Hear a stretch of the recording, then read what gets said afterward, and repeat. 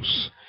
Eu os convido para que abramos juntos a palavra de Deus no livro de Gênesis, no Velho Testamento, primeiro livro da Bíblia, no capítulo de número 35. Gênesis, capítulo de número 35, a partir do versículo 1.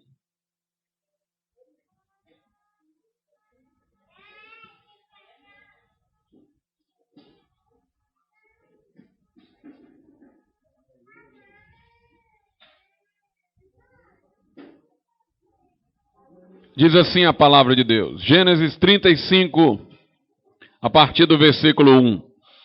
Depois disse Deus a Jacó: levanta-te, sobe a Betel e habita ali, e faze ali um altar ao Deus que te apareceu, quando fugiste da face de Esaú, teu irmão.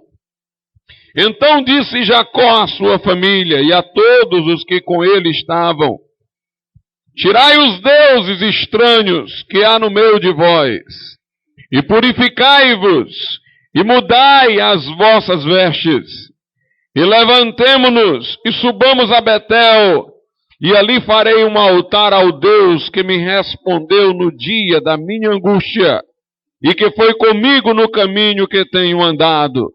Então deram a Jacó todos os deuses estranhos que tinham em suas mãos, e as argolas, as arrecadas que estavam em suas orelhas. E Jacó os escondeu debaixo do carvalho que está junto a Siquém. Podeis assentar.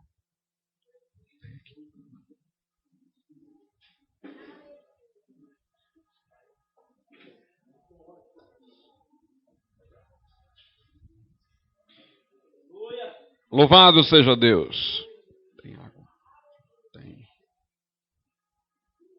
Meus amados irmãos, nós temos aqui uma palavra de Jacó à sua família, uma palavra de Jacó aos seus familiares.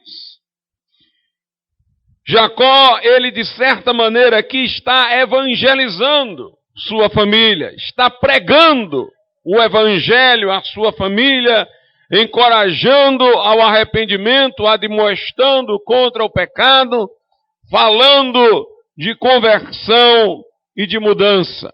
E vamos hoje aqui examinar esta passagem, examinar as palavras de Jacó endereçadas à sua família, palavras tanto de testemunho acerca do que Deus havia feito com ele, como palavras de evangelização, digamos assim, de sua família, e palavras acerca de um compromisso mais sério com Deus.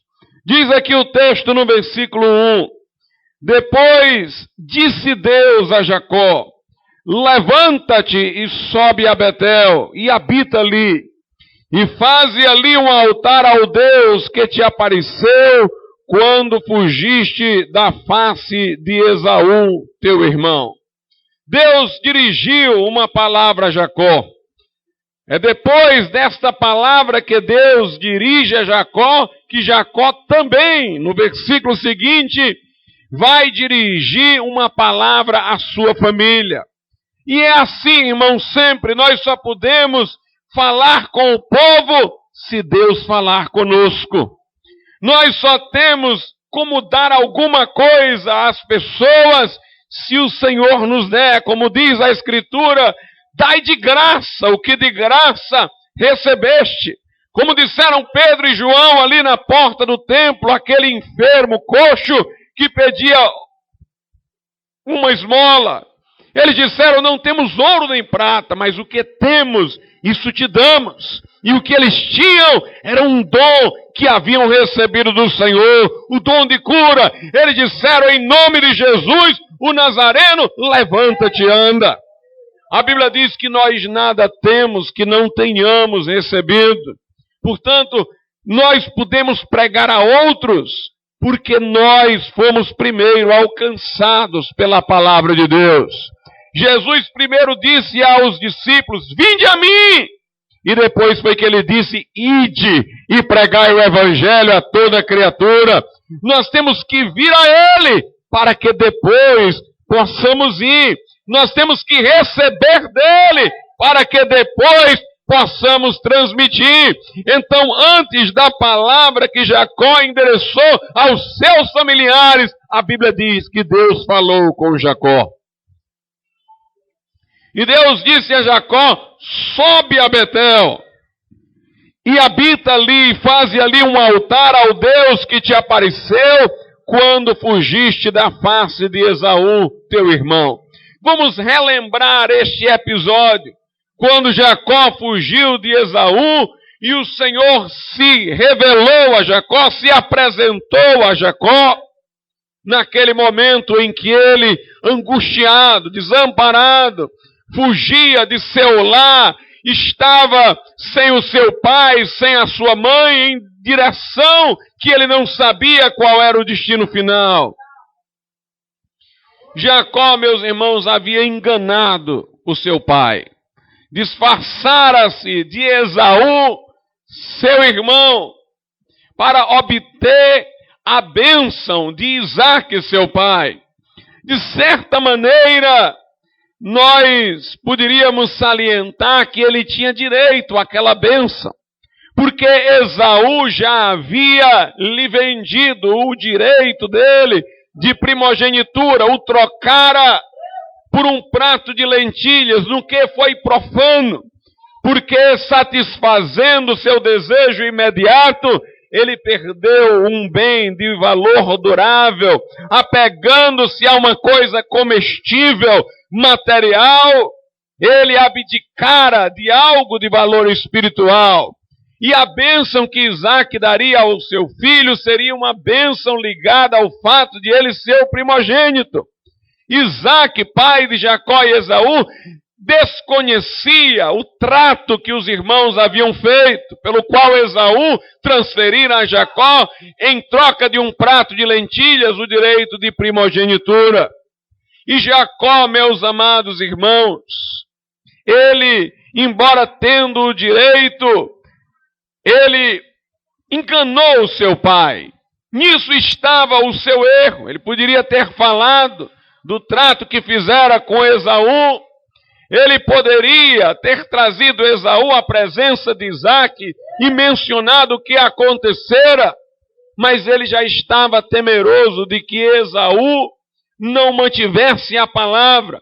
Ele já suspeitara que Esaú agora esqueceria o trato que fez e reivindicaria novamente o direito de primogenitura, e então ele apressou-se, tomou o lugar de Esaú para receber a bênção de seu pai. Vestiu roupas de Esaú, colocou peles no corpo, porque Esaú era peludo, e assim poderia enganar seu pai, que era um homem cuja vista já estava deficiente. Ele levou um prato de comida semelhante àquele que Esaú levava para o pai, a fim de que, fazendo-se passar por seu irmão, pudesse ter a bênção de Isaque. Nós notamos, irmãos, que este problema de Jacó também esteve em Abraão. Abraão também fora um homem que tivera de Deus uma promessa de que em sua descendência seriam abençoadas as famílias da terra e haveria em sua descendência uma grande nação. E Abraão não tinha filhos, ele era um homem velho, Sara, sua esposa, era estéril, e ele resolveu forçar a barra, dar uma ajuda para Deus. E aí teve relações com Agar, serva de Sara, para que pudesse ter um filho, para que pudesse concretizar a promessa de Deus. Mas Deus não queria isso, Deus não queria o adultério, aquilo foi uma precipitação de Abraão. Deveria ele crer em Deus e esperar o tempo em que Deus iria dar fertilidade a Sara, sua legítima esposa, como de fato terminou por acontecer, e ela gerou Isaque. E Jacó também tinha um direito de primogenitura, tinha uma promessa que Deus fizera à sua mãe, de que o filho maior serviria ao menor. Ele tinha, de certa maneira, uma legitimidade, mas deveria esperar em Deus. Mas se apressou e enganou o próprio pai. Quando Esaú soube do fato Esaú irou-se contra Jacó e resolveu matá-lo. Jacó teve que fugir de casa. Até mesmo seu pai, que fora enganado, teve misericórdia de Jacó e assessorou sua saída para que ele não fosse morto. E Jacó fugiu, irmãos, em direção à casa de seu tio Labão, que morava bem distante, sem conhecê-lo. Estava agora Jacó sem a companhia do pai, da mãe, com um irmão odiando-o e procurando para matá-lo. Estava ele sem rumo, estava ele entregue, como se diz, à sorte, pelo menos na sua cabeça. Jacó estava angustiado, estava desesperado. Notemos aqui o que aconteceu. Na medida em que ele sabia que Esaú estava perseguindo, e lembrava-se que isso devia ao fato de ter ele enganado seu pai, era de certo modo como se o seu pecado o tivesse perseguindo. A Bíblia diz, irmãos, que os nossos pecados nos perseguirão. Ou seja, a pessoa peca e pensa que depois do momento de pecado ela pode esquecer tudo e livrar-se, mas as consequências ficam, os desarranjos permanecem. A dor acompanha o pecado praticado. Deus disse a Israel que quando eles pecassem, eles seriam encontrados pelos seus pecados e fugiriam até de uma folha que caísse no chão. Está lá no Pentateuco. Jacó, portanto, fugindo de Esaú, era um homem fugindo de seu pecado. Mas nós sabemos que nessa situação, o remédio só pode ser Jesus Cristo. Aleluia! Mais um dia senti sobre mim a espada da lei, apressado fugi, em Jesus me escondi, e abrigo seguro nele achei. Jesus disse, vinde a mim, os cansados e sobrecarregados, e eu vos aliviarei. Jacó, exausto de correr na sua fuga, ele dormiu, estava tão cansado que dormiu em cima de uma pedra que era o seu travesseiro. Isso não o impedira de dormir, dada a sua exaustão. Um homem angustiado, perturbado pelo pecado que cometera, perseguido pela culpa, mas teve um sonho no qual Deus se revelou a ele. E digo-lhes mais, Deus revelou a ele o seu filho, Deus revelou a ele a salvação, que é por intermédio de Jesus, porque Jacó viu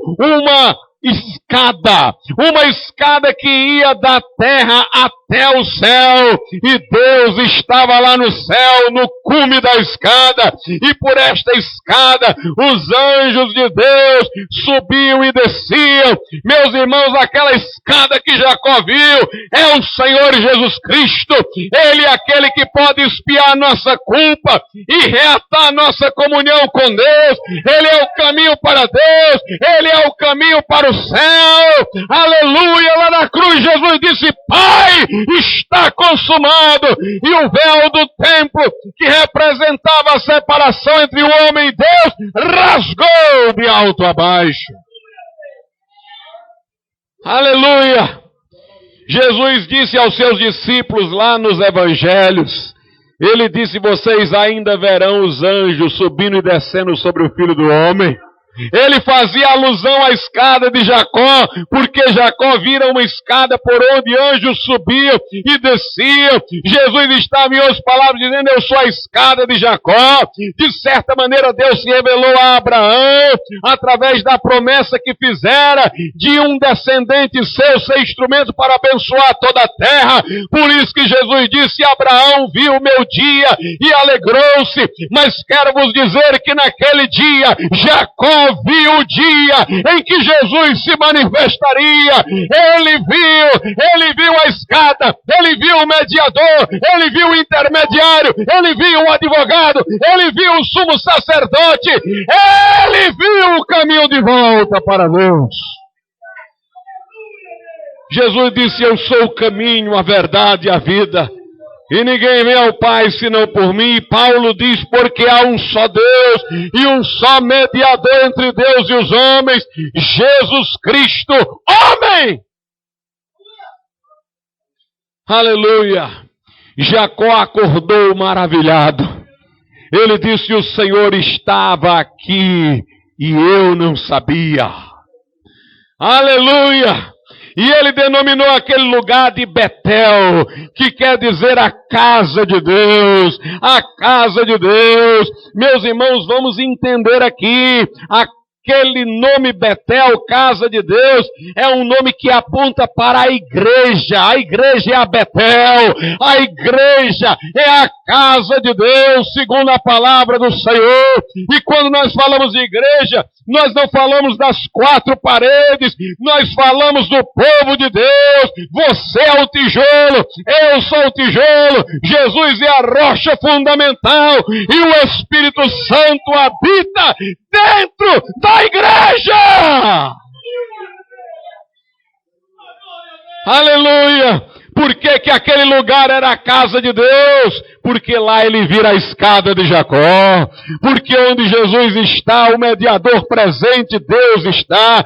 Onde Deus está, aí a casa de Deus. Meus irmãos, Deus está no meio do seu povo. Por isso que a Bíblia diz, cale-se diante dele toda a terra. O Senhor está aqui. Ele disse, o Senhor estava aqui, eu não sabia. O Senhor está aqui, está no meio da igreja, está no meio do povo de Deus, está no meio do povo de Deus. Jesus disse, onde estiverem 2 ou 3 reunidos em meu nome, aí estarei eu no meio deles.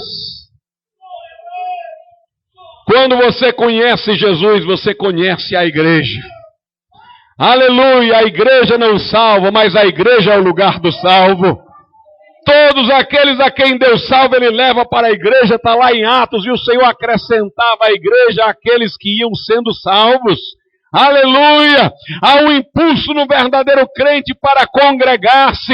Quem se isola, diz lá a Bíblia em Provérbios, insurge-se contra a sabedoria. Mas o crente tem prazer na comunidade dos santos.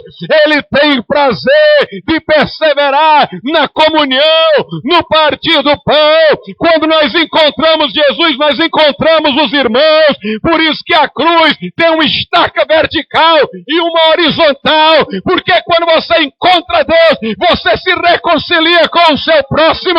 Quando você tem fé em Jesus, é a fé que opera pelo amor. O verdadeiro crente encontrou Jesus e encontrou a igreja. Aleluia! A igreja é um presente de Deus para o crente. Uma vez Jesus disse, é mais fácil um camelo passar por um buraco de agulha do que o rico entrar no reino dos céus, no reino de Deus. Os discípulos disseram, Senhor, e quem é que pode salvar-se? Jesus disse, aos homens isso é impossível, mas para Deus tudo é possível. Os discípulos disseram, Senhor, nós deixamos tudo para te seguir. Jesus disse, todo aquele que deixar pai, mãe, bens para me seguir, terá neste mundo agora 100 vezes mais em irmãos, casas, com perseguições e no porvir a vida eterna. Como é que nós vamos ter neste mundo aqui, irmãos? Como é que nós vamos ganhar esses irmãos? É a igreja! Pastor, mas ele disse irmãos, casas, então a gente vai ficar rico? Não, é porque a casa do nosso irmão vai ser a nossa casa. É porque o irmão vai dividir o pão conosco. É porque na hora da angústia nós teremos uma comunidade para nos assistir. Aleluia! Aleluia! Jacó ali entendeu Cristo, entendeu a igreja. Ele marcou aquele lugar, levantou a pedra, ungiu a pedra para sinalizar aquele lugar, para marcá-lo. E depois ele prosseguiu a sua viagem. Foi quando ele chegou até a casa de Labão. Seu tio casou-se com Raquel, com Lia primeiro, depois com Raquel, constituiu família, teve filhos. E depois ele saiu de lá. E quando ele saiu de lá, foi para se reconciliar com o seu irmão. Aleluia! No caminho ele encontrou Cristo e na volta ele encontrou o seu irmão. Aleluia! Se encontraram, se abraçaram, choraram, houve reconciliação. Mas saindo daquela casa de Labão, indo em direção a Esaú, Jacó quis resolver o problema da sua família. Aleluia! Ele quis resolver o problema da conversão de sua família, porque sua família estava influenciada por uma herança idólatra, porque Raquel, Lia, eram filhas de Labão que tinha ídolos em casa.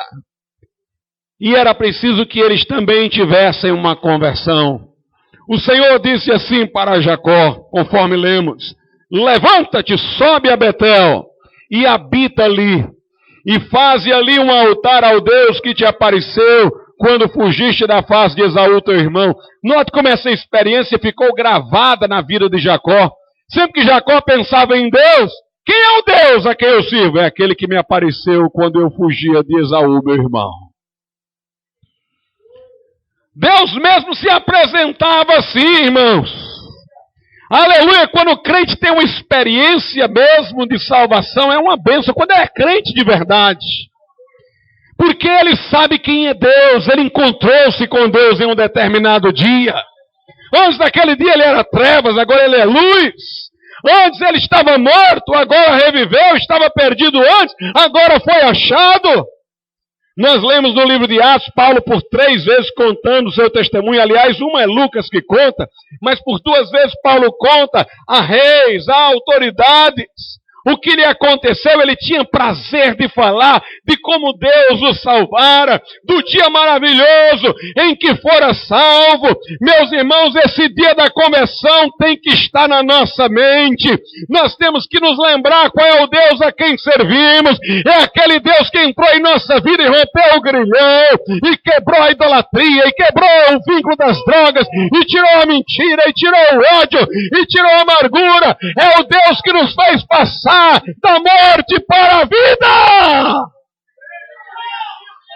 Tem que ter um marco, tem que ter uma mudança.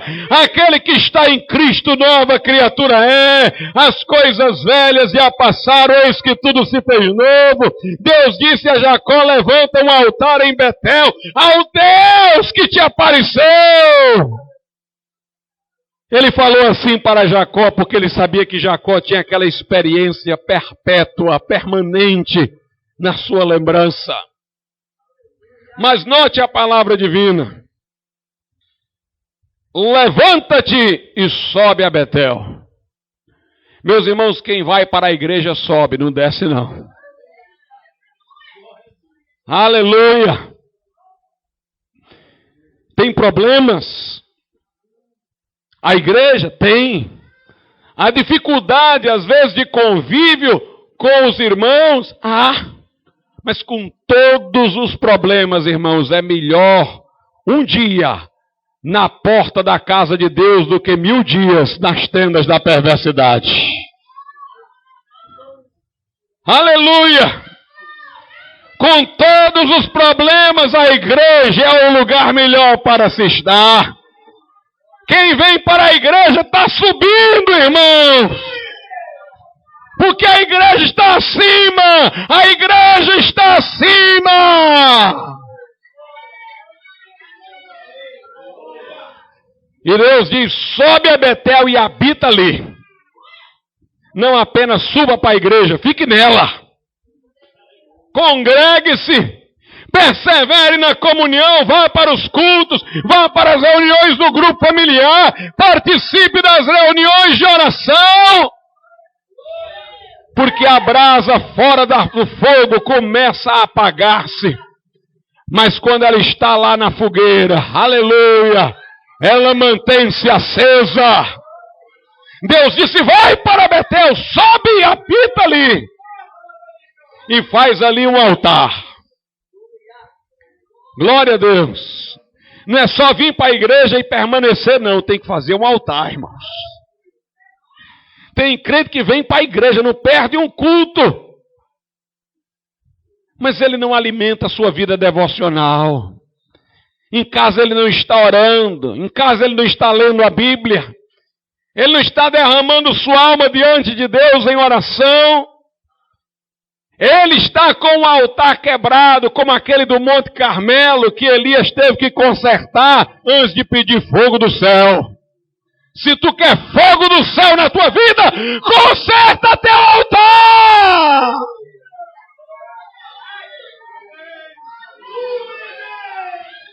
Aleluia, levanta-te, sai dessa moleza, sobe a Betel, habita ali e faz o altar ao Deus que te apareceu.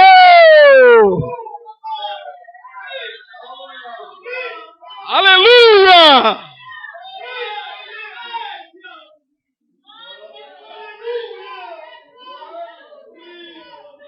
Por as palavras de Deus a Jacó, levanta-te, sobe, habita e faz um altar ao Deus que te apareceu. Aí Jacó começa a falar com a sua família, versículo 2. Então disse Jacó à sua família e a todos os que com ele estavam, inclusive aos empregados: tirai os deuses estranhos que há no meio de vós, e purificai-vos e mudai as vossas vestes. A Bíblia diz em Gênesis 31, 19, que antes de Raquel sair da casa de seu pai com Jacó, antes de eles terem ido embora, ela furtou ídolos familiares de seu pai. A Bíblia fala em ídolos familiares. Labão era alguém esquisito, irmãos. Ele conhecia o Senhor. Mas ao mesmo tempo que ele falava no Senhor do lado de fora, ele tinha uns ídolozinhos lá dentro da casa dele. Tem muito crente que está vivendo assim, irmãos. Fala de Jesus fora, mas tem um ídolo lá dentro da sua privacidade. Tem alguma coisa aí no seu coração, meu irmão, que não é de Deus. Tem alguma coisa que você está acalentando na tua alma, que está tomando o lugar de Deus na tua vida. Vamos lançar fora os ídolos familiares. Vamos lançar fora os ídolos da privacidade, irmãos. Santificai ao Senhor em vosso coração. Nós não podemos ter um coração dividido. Não podemos servir a dois senhores. Não podemos servir a Deus e a Mamon. Nosso coração é só para o Senhor. Ama o Senhor teu Deus de todo o teu coração, com toda a tua alma, com toda a tua força. Tem o Senhor como único soberano da tua vida. Jacó disse à sua família: tirem fora os deuses estranhos. Purificai-vos.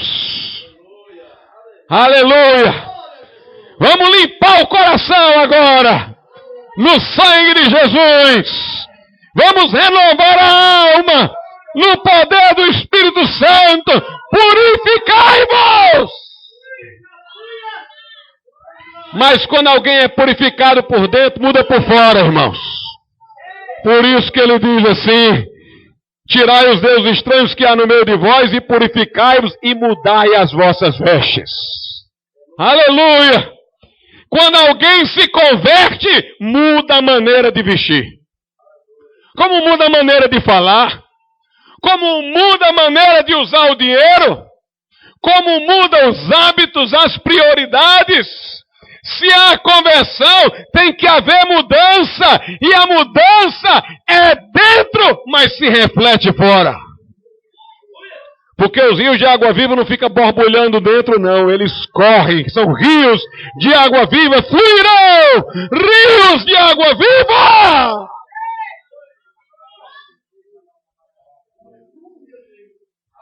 Tem que haver mudança, irmãos.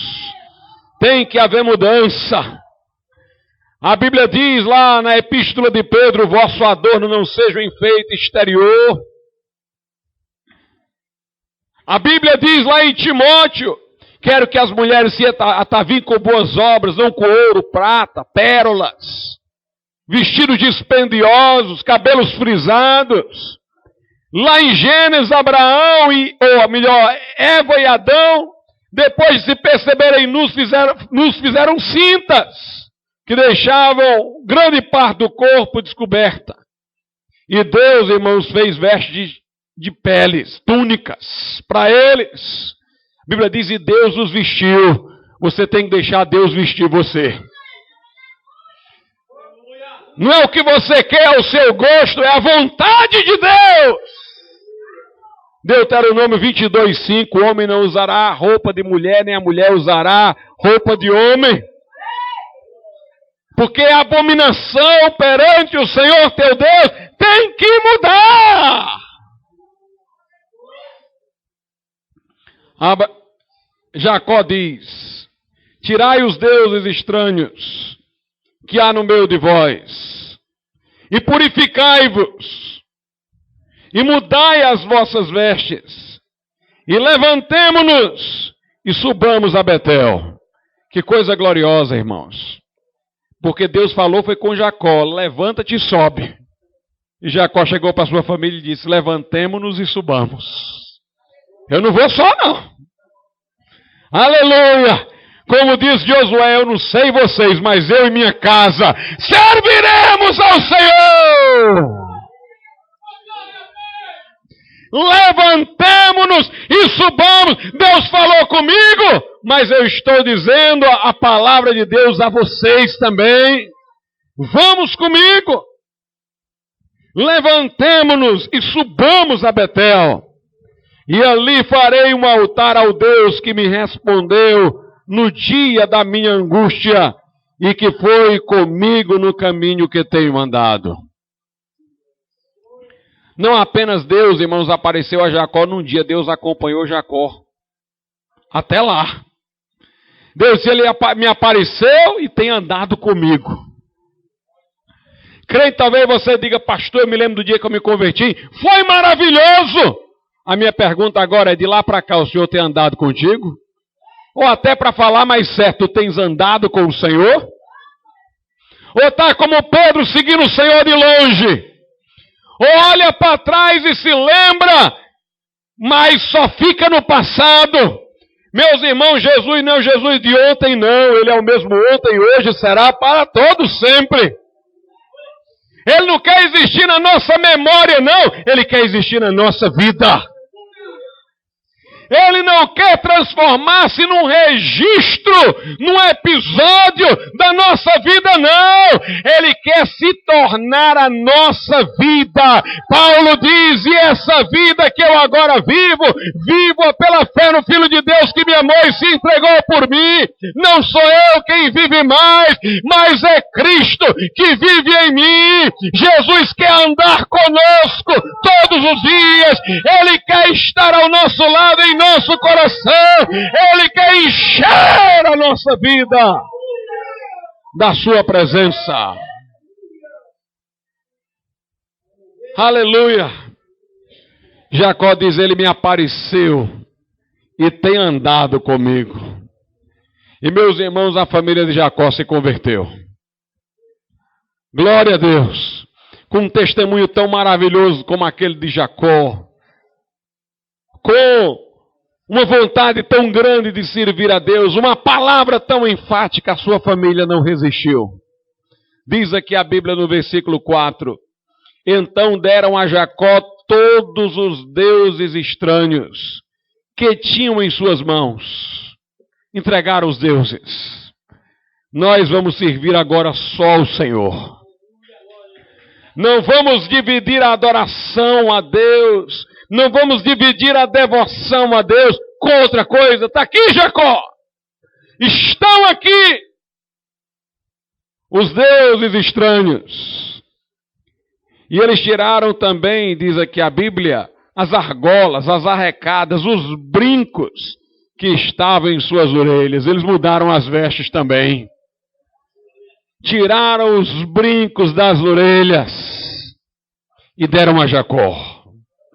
Aí é conversão maravilhosa, irmãos. Não queremos mais nada com o Egito, nada com o mundo. Estão aqui os deuses, estão aqui os brincos, mudança completa de hábito, de aparência, de ídolos que ninguém quer mais. Está aqui a mudança.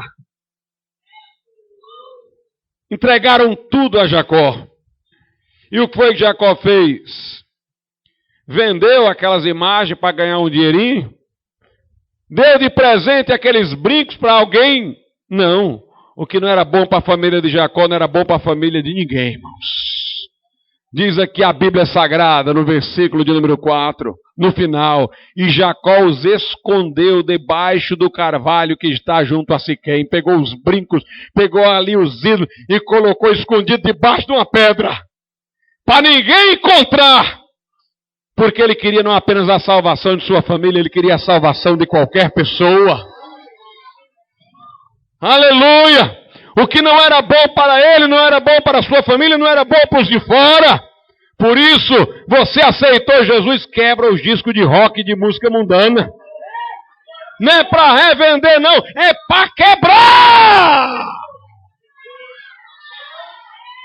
Os brincos têm que ir para o lixo, meus irmãos. Tem que abrir as garrafas de bebida e fazer descer pelo ralo! O cigarro tem que ser colocado debaixo dos pés e espatifado. Tintura de cabelo tem que ir para o ralo. Porque aquele que está em Cristo é uma nova criatura.